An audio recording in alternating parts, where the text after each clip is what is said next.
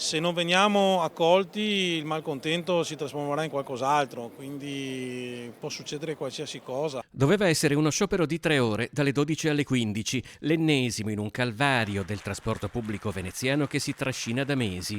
Ma quando ai dipendenti di AVM Vela CTV in presidio al Tronchetto è stato detto che nessuno di loro sarebbe potuto salire negli uffici al piano di sopra per un confronto con la dirigenza, la tensione ha toccato il massimo.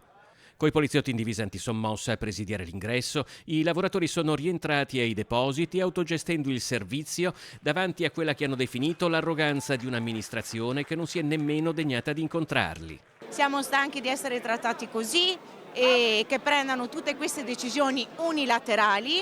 Claudia lavora in biglietteria e fa parte della segreteria della Will Trasporti. Accanto a lei un pensionato di Chirignago, utente abituale delle linee 6 e 7, è venuto a manifestare la sua solidarietà. Gli autisti vengano aggrediti dall'utenza che è disperata.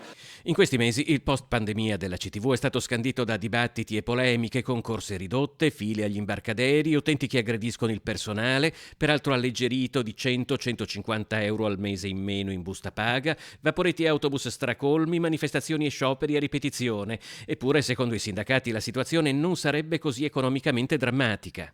Le risorse che sono state inserite a livello nazionale per il trasporto pubblico locale a sostegno legate alla pandemia sono importanti, stiamo parlando di 2 miliardi e 740 milioni che in quota parte sono già arrivati o arriveranno nella prova che il 2020 a CTV chiude il bilancio addirittura con un leggero attivo di bilancio. I cittadini devono capire che questa amministrazione comunale sta pensando a non solo a ridimensionare l'azienda, il che significa un'azienda più piccola, meno autobus, meno vaporetti, meno possibilità di trasporto, di mobilità.